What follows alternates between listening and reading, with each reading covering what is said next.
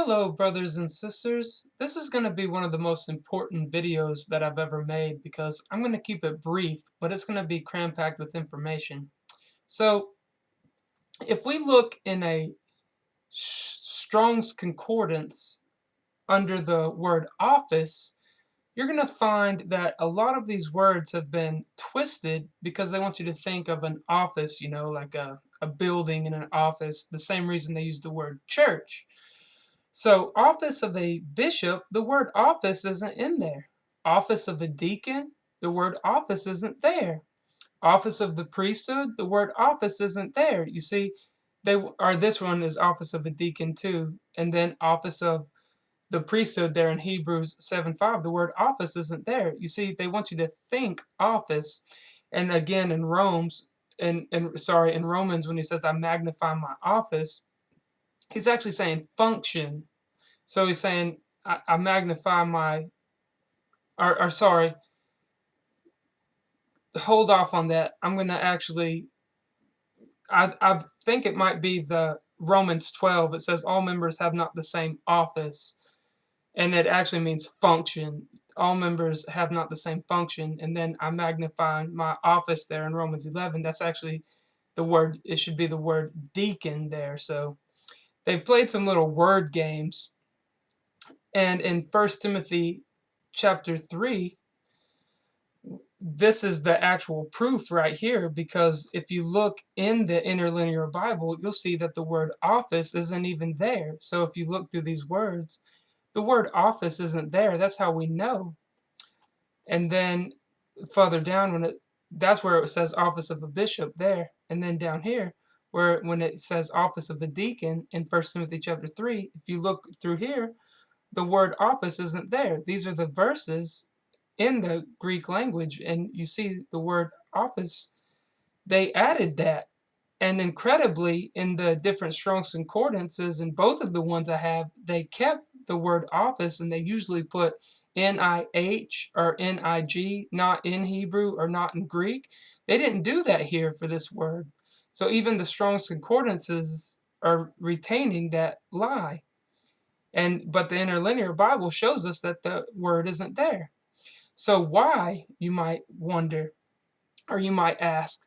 So right here, you see that they followed the Elizabethan Bible and the Bishop's Bible. So implicit in the Puritan Divine's request, speaking of translating it to the King James Version, was a criticism of the official Elizabethan Bible, known as the Bishop's Bible, after the bishops who translated it in 1568. It was a royalist and anti-Puritan document larded with a frontispiece showing Queen Elizabeth and her ministers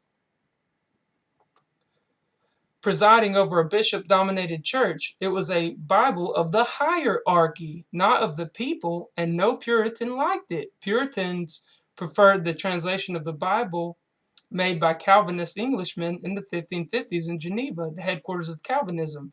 The Geneva Bible came interleaved with a large number of explanatory notes, many of them explicitly anti-royalist. The word tyrant, for example, which is not to be found in the King James Bible, occurs over 400 times in the Geneva text. So this is so important because I've explained that before. That's why in Genesis chapter 6 and in Numbers chapter 13, they put the word giant there instead of tyrant because they didn't want the word tyrant there. And we see here, it talks about how it was the Bible of the hierarchy. They followed in line with Queen Elizabeth and the Bishop's Bible, which was one of the translations of the Bible before you get to the King James Bible.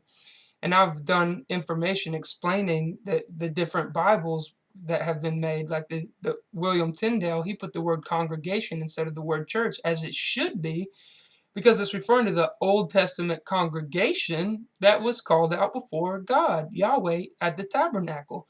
That's who we're called out to today. So in this page right here, it says Reynolds had wanted, and he was a Puritan, when all the code was stripped away, a strict Puritan Bible, non-episcopal, not the bishop's Bible, the naked word of God, truly transmitted, because it hasn't been done that way. It still hasn't. And to that request, James had said, in effect, sarcastically, yes, I will give you the very opposite of what you ask. So he's not going to give you the right translation, because that would take away from the hierarchy, the bishops, and the royal power. A translation that was to be uniform, in other words, with no contentious Geneva-style interpretation set alongside or within the text. So we're going to mistranslate it, and we're not going to give you any way of understanding what it means, right?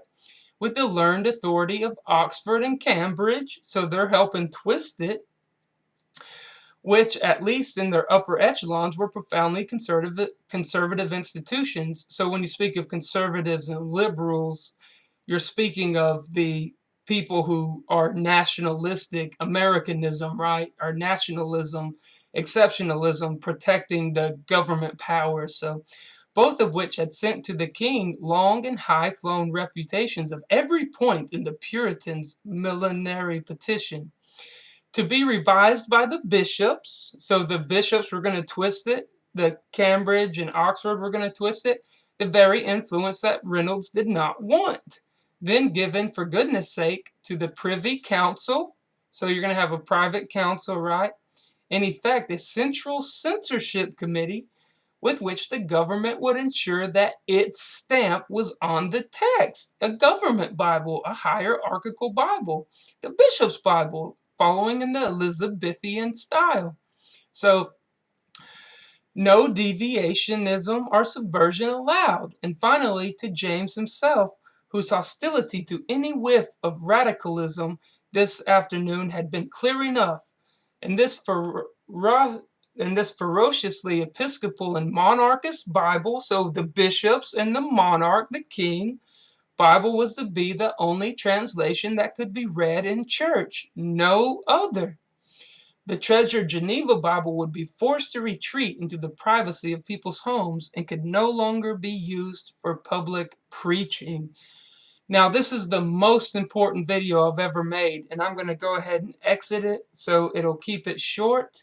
Now, I hope you share this with as many people as you can, because this is the most important video I've ever made. So, thank you for watching, and y'all take it easy. Bye.